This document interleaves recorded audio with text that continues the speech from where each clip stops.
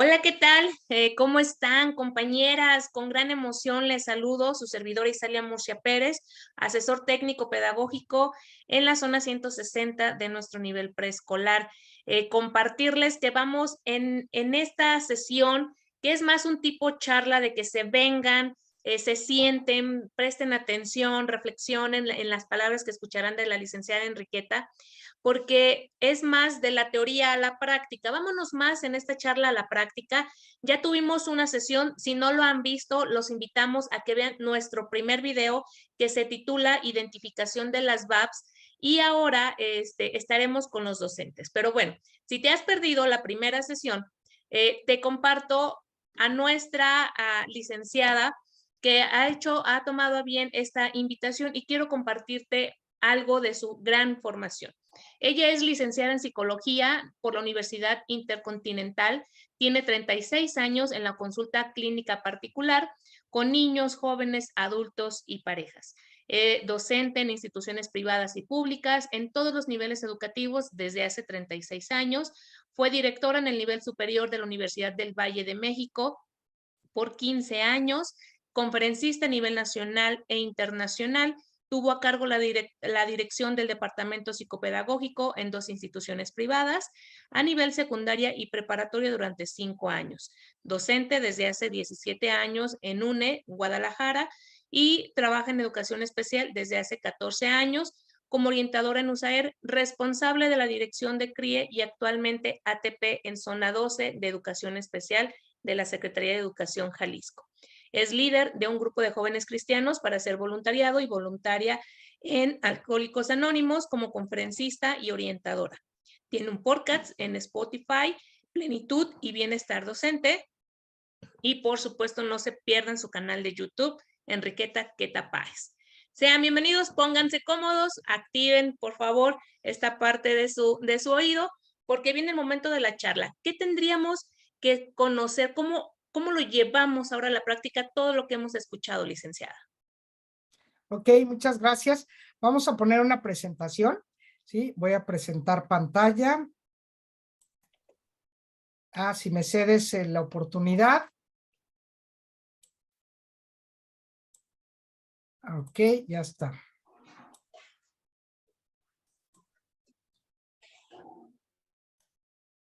Ahí está. Asesoría de atención e intervención ante las VAPs. Para dar respuesta a las necesidades educativas y eliminar o disminuir las barreras de aprendizaje, vamos a ver que tenemos que hacer algo que la teoría nos dice se llama ajustes razonables.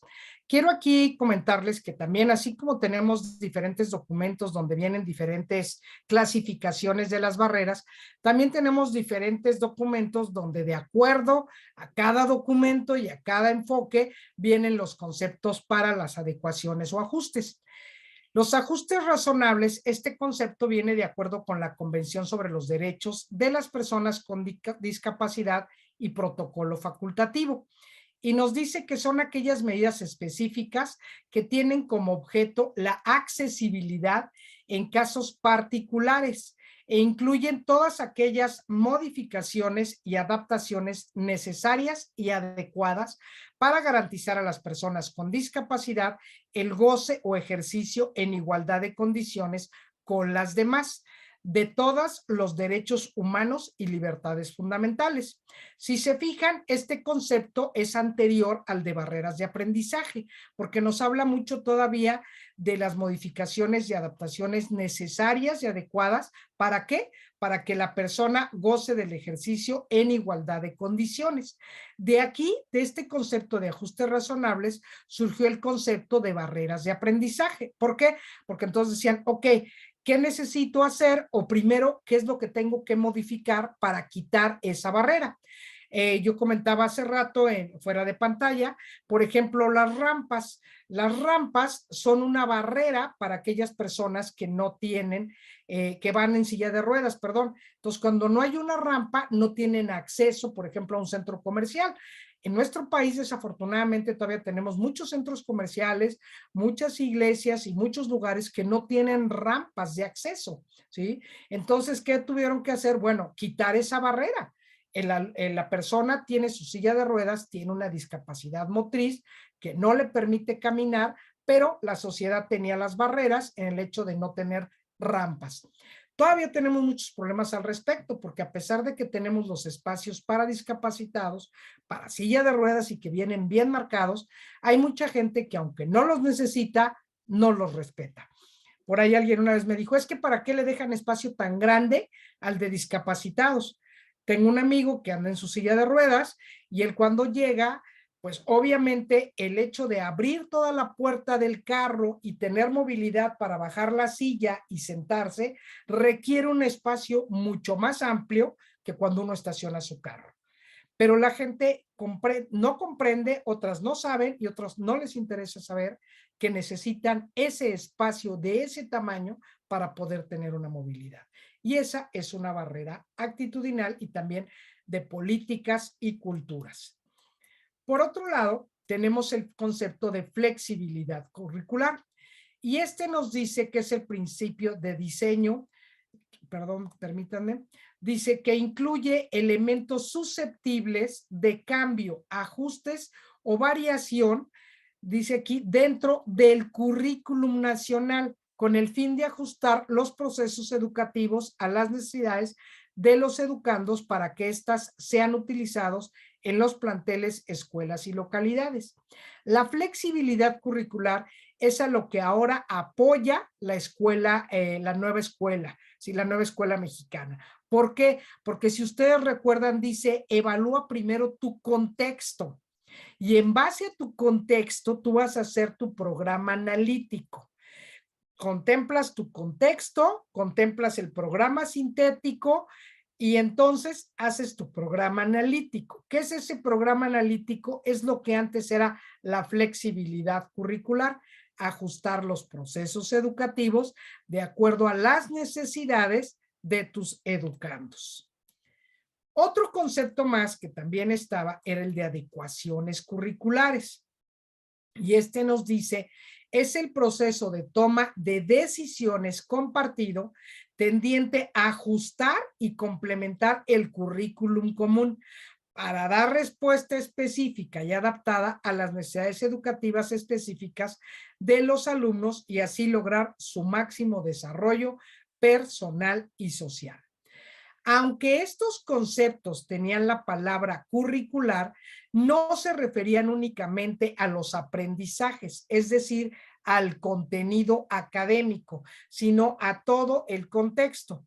Como teníamos todos estos conceptos, por eso después empezó a hablar de barreras. Sin embargo, ahorita nos dicen, ok, hay que quitar barreras, pero finalmente las barreras también tienen o implican hacer ciertos ajustes o adecuaciones para que tú puedas llegar y el alumno pueda tener acceso a toda la información.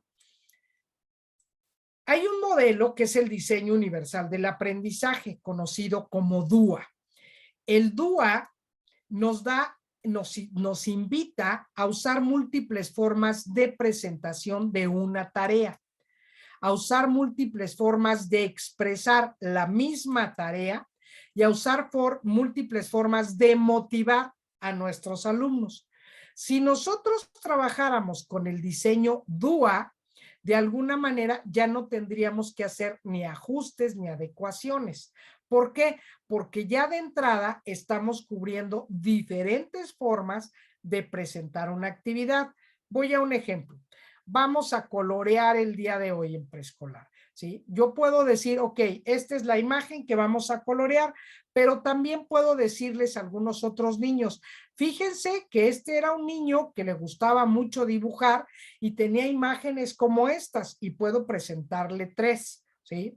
Donde él se ponía a colorear. Ya estoy presentando el mismo trabajo porque, ojo, mi objetivo es que respete los contornos, que no se salga de los contornos, ¿sí? Entonces, puedo yo presentarle flor roja, una flor azul, un elefante verde, no importa. Mi objetivo es que respete contornos, pero estoy presentando la tarea de diferentes formas. También puedo presentarla y expresarla de diferentes maneras. ¿Cómo? Si yo tengo un niño con trastorno del espectro autista, le enseño un pictograma donde hay un niño que está dibujando respetando los contornos, ¿sí? A otro le puedo poner o puedo iniciar poniendo un video donde como un niño colorea, ¿sí? Y después uso múltiples formas de motivación, donde ¿qué hago? ¿Saben qué? Si terminan, el que termine primero puede escoger si leer un cuento, tomar un poco de material para jugar o sentarse en el rincón donde vas a leer, ¿sí? O sea, llevar el cuento a tu lugar, sentarte con material o ir al rincón. Yo estoy presentando múltiples formas de motivar. Este diseño DUA se dejó por un rato, pero la nueva escuela mexicana, al presentarnos el programa sintético, nos invita también a que de acuerdo a tu contexto y a tu programa sintético, tú elabores tus contenidos en tu programa analítico. Es decir, yo toco mi contexto que necesita, yo toco el aprendizaje que tiene que adquirir el alumno y entonces hago mi programa analítico donde yo establezco múltiples formas de presentar, de expresar y de motivar, ¿ok?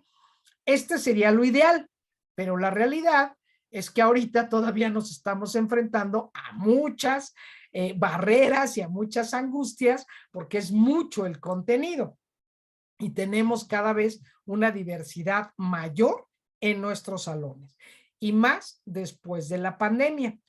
En la pandemia hay que contemplar que el 20 y el 21 estuvimos encerrados. El 22 fue de ajustes y apenas yo puedo decir que ahorita estamos agarrando línea para homogeneizar un poco nuestros grupos. Porque hubo niños que llegaron súper hábiles, en casa los estimularon muy bien, pero hubo otros que llegaron como llegaron al mundo, sin nada de conocimientos y como los mandaron de casa, ¿ok? Tampoco podemos juzgar a los padres de familia. Fue muy difícil, fue muy crítico y a lo mejor de lo que menos tiempo o de lo que menos me preocupé fue de ver cómo estimulaba a mi hijo antes de llegar a la escuela. Eliminar las barreras de aprendizaje y la participación en la educación implica aceptación de las diferencias, implica dar respuesta a las necesidades individuales, ofrecer los apoyos en la medida de lo posible dentro del aula regular.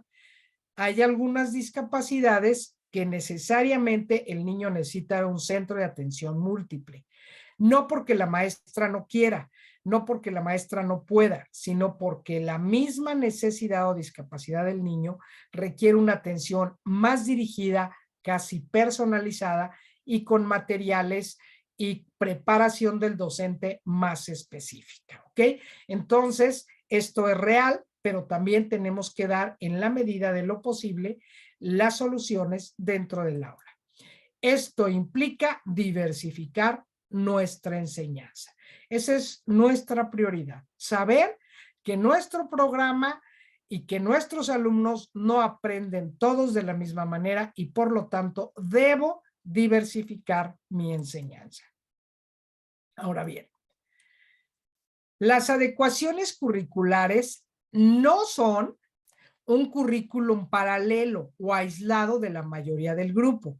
De por sí es difícil hacer mi planeación. Y ahora imagínense que tengo que hacer una planeación por cada niño de acuerdo a sus características.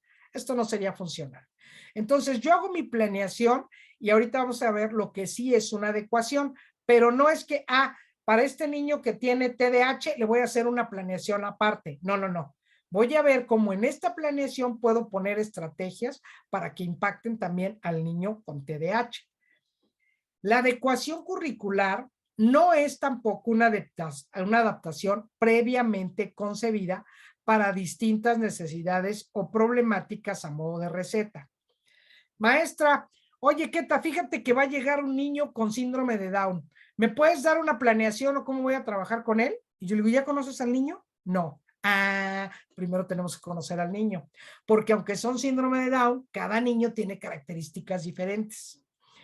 El TEA, los niños con trastorno del espectro autista o condición del espectro autista. Hay 175 variantes y aparte hay 3 niveles. Entonces, imagínense la posible cantidad de combinaciones que puede haber. 3 niveles de afectación, 6 áreas de posible deterioro y 175 rasgos. Nada más de ahí échenle matemáticas. ¿Ustedes creen que hay un modelo especial para trabajar el niño con autismo? No. Dependiendo de cada niño, voy a tener que hacer mis adecuaciones. Tercero, no es una acción restringida únicamente a alumnos con algún tipo de discapacidad. Es decir, esto que voy a utilizar para el niño con espectro autista me puede servir también para todos los demás, ¿sí? Para reforzar o incluso para desarrollar en todos los demás su potencial. La adecuación curricular sí son, dice, una valoración de la propuesta curricular en interacción con las necesidades especiales del alumno. Hablando en términos de la nueva escuela mexicana, mi programa sintético y de ese programa sintético, qué sí puede y qué no puede hacer mi alumno. Qué sí puede, pero en otras condiciones. El niño va a distinguir entre 10 conceptos y clasificar por 3 puntos. No, este pequeñín distingue entre 5 conceptos y clasifica con 1 punto. Esa es mi adecuación. ¿Ok? Ya vi lo contenido y ya vi lo que necesita mi alumno. Dice, es un proceso particular de toma de decisiones. Estas son las preguntas que yo me tengo que hacer. ¿Qué aprende mi niño? ¿Con qué secuencia aprende? ¿Cómo hay que enseñarle? ¿Sí? Pues es que él necesita material concreto. Adelante, material concreto. ¿Y cuáles son los criterios con que yo evalúo? Realizando para cada niño, tomando en cuenta siempre su contexto. Hay maestros que en primaria les dicen, es que no ocupe los dedos para sumar. Perdón, este niño necesita material concreto y los dedos siempre los va a traer a la mano. Entonces, déjenlo que ocupe los dedos, ¿sí? Es el equivalente al material concreto del ábaco, de las bolitas del ábaco o de las fichas, ¿sí? Pero déjelo. ¿Por qué? Porque él ya sabe el concepto de sumar, pero por sus características, él necesita algo concreto. Déjelo que utilice sus dedos, ¿sí? Y cuando lo evalúe, no le diga, hoy vamos a hacer la evaluación, pero no se vale que ocupes los dedos. Pues no, si yo le di chance de utilizarlos en el proceso, tengo que también hacer una adecuación en mi evaluación. Ahorita vamos a entrar más en las adecuaciones. Dice, es un proceso basado en la planeación de la enseñanza. ¿Cómo planeo mi enseñanza? ¿Y qué cosas necesita mis niños de este concepto, de este contexto que les sea significativo y funcional?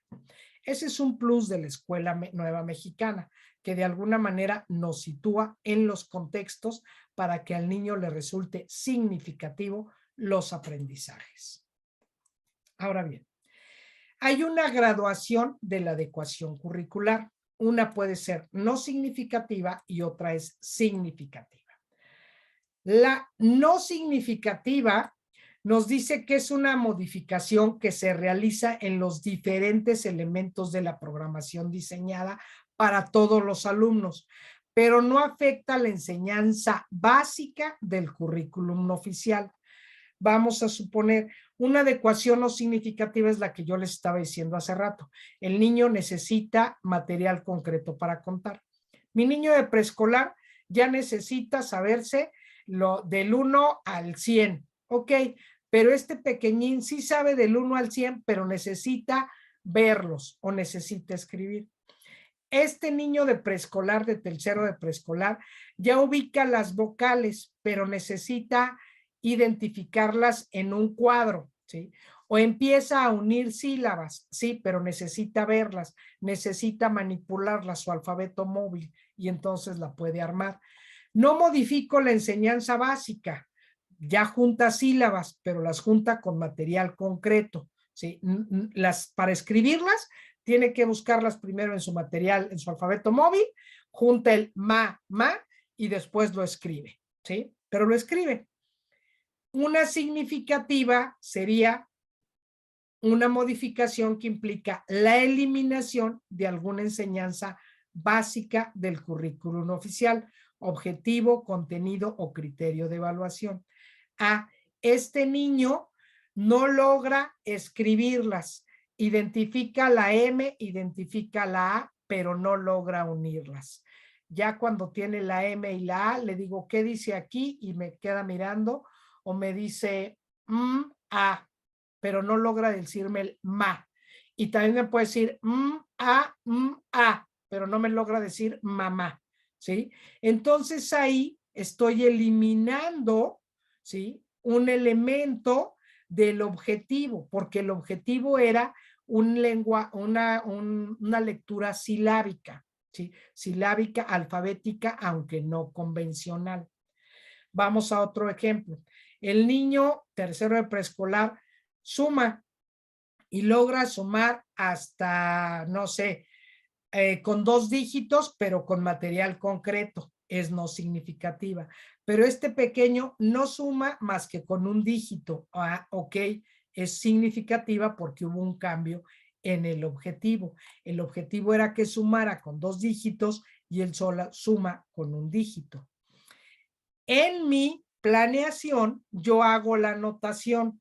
Juanito suma, o sea, o cumple el objetivo, pero únicamente con una adecuación no significativa porque utiliza material concreto. Juanito logra el objetivo con una adecuación significativa porque solo suma con 1 dígito, ¿sí? Esto lo tengo que anotar, ¿por qué?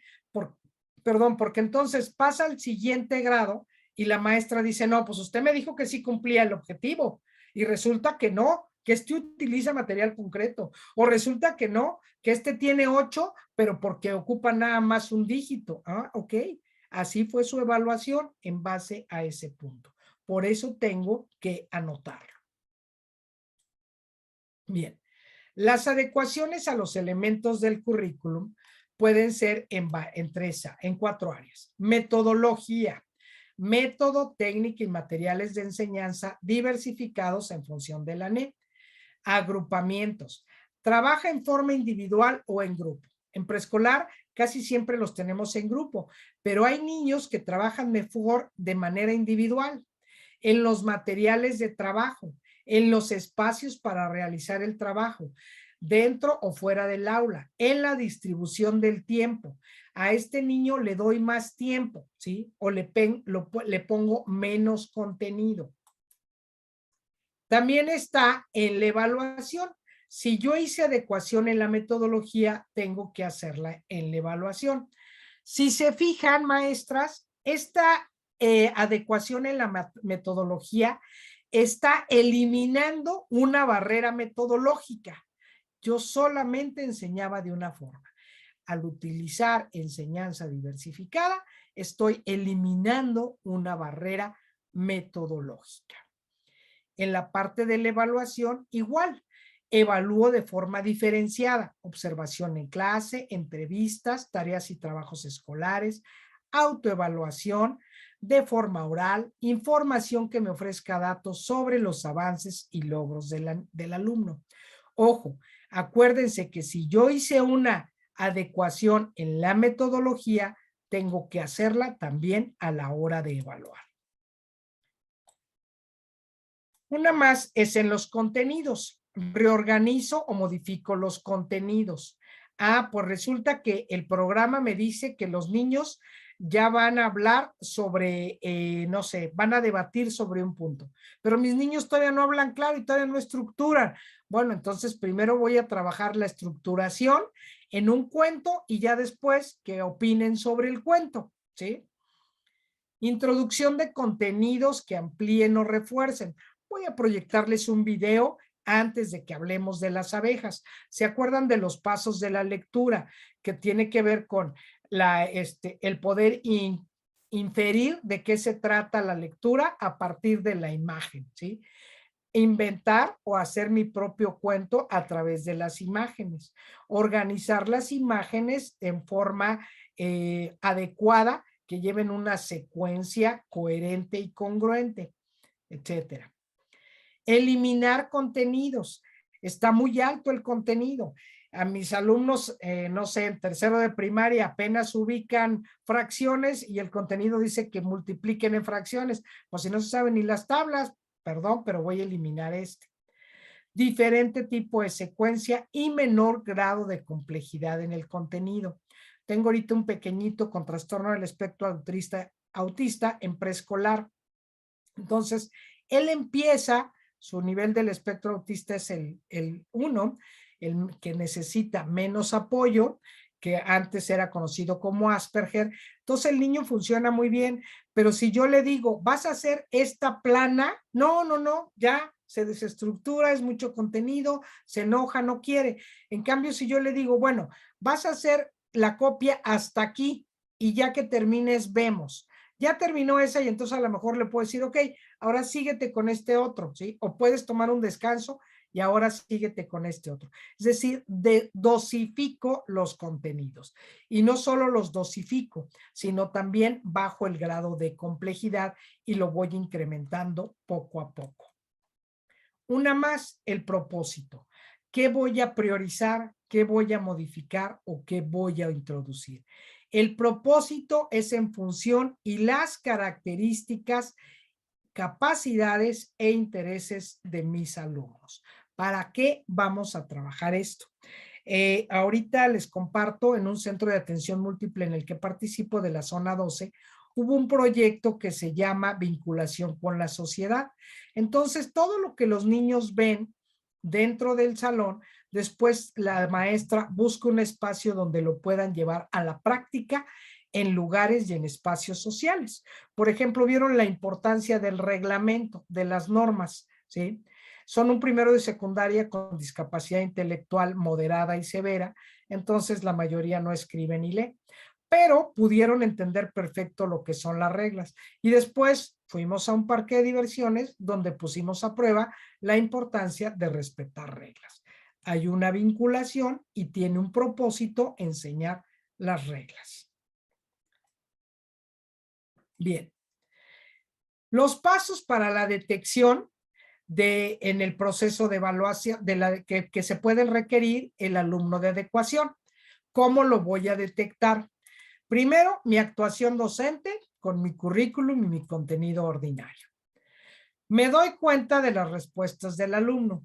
Hubo uno que estaba distraído, otro se me durmió, dos ponen atención, este otro también está pensando en la inmortalidad del cangrejo. Entonces llego al punto 3, que es mi reflexión. ¿Cómo responden los alumnos? ¿Hay algunos alumnos que no responden? Sí, hay estos 3 que no respondieron. ¿Por qué? Pues este se me quedó dormido y otros 2 están distraídos. ¿Hay alguien que necesite más de mi ayuda? Sí, estos 3. ¿En qué áreas necesitan más ayuda? Pues primero necesito detectar por qué este se me duerme y necesito diversificar para que estos 2 me pongan atención. ¿Qué hacen estos alumnos que los demás no hacen? Estos se distraen y se duermen, los demás están atentos. ¿Qué no hacen estos alumnos que los demás sí hacen? Estos 3 no trabajan, estos 2 sí trabajaron. Esta para mí es como un check-in donde yo voy viendo qué necesita cada uno de mis alumnos. Segunda intervención, son mis primeros ajustes, adecuaciones no significativas. Adecuación docente realizando algunos ajustes, tiempo, acceso, recursos, estrategias diferentes. A lo mejor simplemente lo cambio de posición en el salón y con eso fue suficiente. Algunos alumnos responden a ese ajuste. Ah, pues ya cambié a este que se me estaba distrayendo y lo puse aquí más cerca y pues me doy cuenta que efectivamente ya pone atención. Sin embargo, algunos de mis alumnos aún siguen sin poner atención. Con los ajustes que realicé, el alumno sigue sin responder, pero algunos sí respondieron. Este alumno que se me durmió sigue sin responder.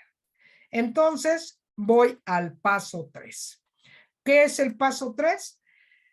Realizar adecuaciones significativas. Primero, determino qué necesita. Ojo, no debamos a basarnos en qué no puede hacer. El qué no puede hacer es nuestro reto. ¿Y en qué me voy a apoyar para que haga? En qué sí puede hacer. Voy a un ejemplo concreto. En un preescolar, un niño súper distraído, todo el tiempo corriendo en el salón, la maestra se enfocaba en que se sentara, los demás se dispersaban porque la maestra estaba con que Eduardito, Eduardito, siéntate, Eduardito, y Eduardito ni caso. En un momento me di cuenta que Eduardito, en una de sus carreras, tiró un libro de cuentos con muchas imágenes, de esos de Encuentra Wally, que son un estímulo muy fuerte. El niño se hincó y empezó a ver el libro. Se estuvo ahí un buen rato. La maestra pudo continuar su clase y dejó a Eduardito ahí hincado viendo el libro. Eso es lo que el alumno sí puede hacer. El alumno pone atención a estímulos visuales significativos. Entonces yo me doy cuenta que ese niño, su barrera para el aprendizaje y la participación, soy yo como maestra, que no he diversificado, y también él tiene una necesidad. Él tiene una hiperactividad que no le permite centrarse, pero sí pone mucha atención a estímulos visuales. Auditivos no, su canal es visual. Me apoyo en un equipo para hacer una evaluación psicopedagógica, donde a lo mejor pido el apoyo de un psicólogo, del médico, dependiendo de lo que necesite, y ubico cuál es necesidad. No, pues no tiene TDAH. Lo que pasa es que Eduardito casi no escucha y entonces todo el tiempo él necesita algo visual para poner atención. Se dispersa muy fácil, pero ya me dijo el neurólogo que no tiene TDAH.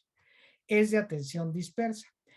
Elimino mi barrera como maestra, empiezo a trabajar más estímulos visuales, sé que Eduardito pone atención a lo visual y entonces hago mi planeación. ¿Cómo y qué voy a trabajar con los alumnos? Dándole atención prioritaria a Eduardito, voy a dar más estímulos visuales. Esto va a responder a mi propuesta curricular. Tenemos que aprender vocales. Voy a esconder vocales en el libro de Wally, principalmente para Eduardito, pero también para los otros niños voy a llevarles un texto y les voy a decir, recorten las vocales, encuéntrenlas, subrayenlas, díganmelas. A la hora de evaluación, yo voy a ver cómo funcionó y qué logré. Le doy un seguimiento y me doy cuenta que efectivamente Eduardito logró ya conocer las vocales. No lo logró, me regreso y vuelvo a empezar mi proceso, ¿ok? Voy de regreso y nuevamente empiezo el proceso. Tengo que ver qué cosas tengo que modificar para dar respuesta a ese alumno. Si se fijan, combinamos el eliminar las barreras, pero también el ayudar en la parte de identificar la necesidad. Van de la mano. Veo qué necesita y veo si es una barrera o es una necesidad por alguna discapacidad o alguna condición en particular del niño. Eduardito, cuando lo mandamos a hacer una audiometría, nos dimos cuenta que tenía baja audición, hipoacusia. Por lo tanto, Eduardito necesitaba su aparato para escuchar mejor. Eliminamos las barreras del maestro, que tenía que ver con la metodología de acceso. El niño necesitaba un aparato y dimos respuesta también de acuerdo a lo que el niño sí puede hacer. Para nosotros es mucho más importante lo que el niño sí puede hacer que lo que no puede hacer. Lo que no puede hacer, todos lo tenemos de frente. Lo que podemos hacer es nuestra fortaleza y es nuestra herramienta básica para avanzar en los procesos. Bien. Características de las adecuaciones curriculares. Tiene que tener o cubrir 4 características principales todas mis adecuaciones curriculares. Una, tienen que ser planeadas. Tiene que haber un objetivo, un contenido, un propósito y una metodología. Se tienen que realizar por escrito y ser sistemáticas, porque a lo mejor a mí se me ocurrió ese día y me funcionó. Ok, no te preocupes, ve y escríbelo en la tarde, pero tienes que escribirlo porque eso es lo que va a dar respuesta. Y cuando la mamá te diga, es que usted no hizo nada, maestra, no, ¿cómo que no? Aquí está todo lo que hice. Tienen que ser funcionales y realistas. A veces encontramos muchas adecuaciones o muchas propuestas maravillosas, pero que en realidad no me son reales ni me funcionan con mis niños. Entonces tengo que ver qué cosas sí funcionan con mis niños y tienen que ser dinámicas y flexibles. Por eso se llama planeación, ¿sí? Adecuación establecida en la planeación. ¿Por qué? Porque no me funcionó. Bueno, tengo la chance de cambiarla. ¿Sí? No es que, dijiste así, así lo tienes que hacer. No, tienen que ser dinámicas y flexibles. Finalmente, características de la educación o de las actividades inclusivas cumple con 3 características. Tiene que ser una instrucción acorde a las características del alumnado. Se le proporciona apoyo para conseguir con éxito los objetivos del currículum y finalmente tiene un currículum de acuerdo a sus características y sus necesidades. Y en este caso, lo que nos propone la nueva escuela es de acuerdo al contexto. Finalmente decimos, los objetivos educativos deben ser los mismos. Conseguir el máximo desarrollo personal y social, lo cual contribuye un reto permanente para el sistema educativo, que debe adecuar, flexibilizar sus estructuras para poder ofrecer una respuesta educativa lo más ajustada y posible a las necesidades comunes y específicas de los alumnos que los alumnos plantean. Este es nuestro reto, dar respuesta a las necesidades de mis alumnos. Una educación integradora y comprensiva debe asumir la diversidad de necesidades educativas de su alumnado.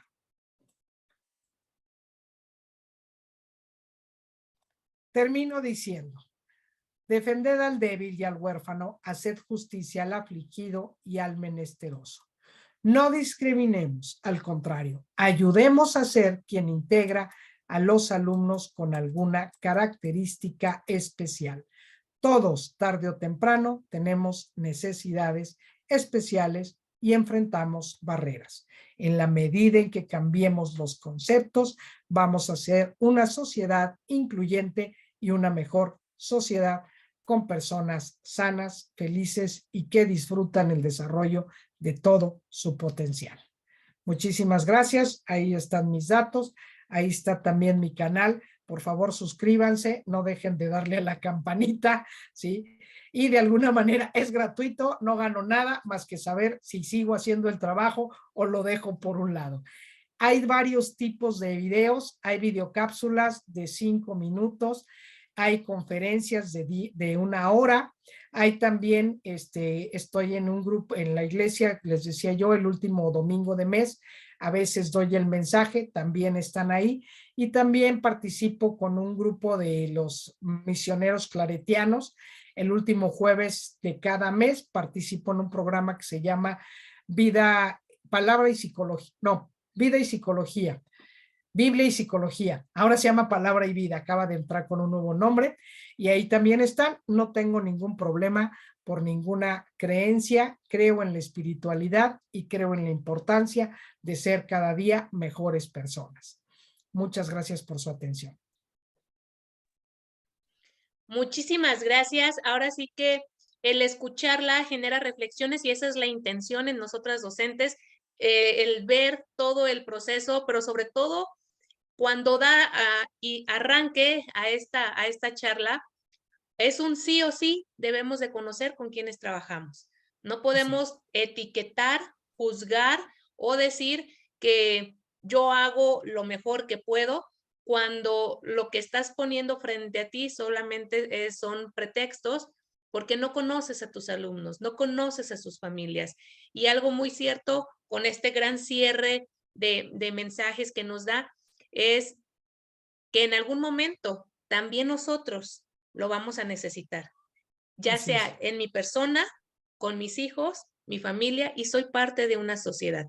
Qué mejor el podernos apoyar de esta forma en la que usted, de forma altruista, dijo, sí, claro que estoy con ustedes, porque es ayudarnos mutuamente. Tal vez estés viendo este video y no pertenezcas a nuestro sector, tal vez no pertenezcas a nuestra zona, pero sí podría ayudarte a ti y sobre todo a los niños que estás atendiendo.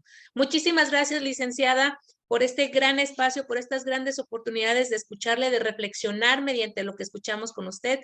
A todos los que nos están viendo en la transmisión y demás, gracias. Y pues bueno, suscríbanse ahí en la campanita. Estaremos, ojalá, con varias actividades más con usted, licenciada. Muchísimas Con gracias. todo gusto. Muchas gracias, maestra. Hasta luego. Que Dios los bendiga.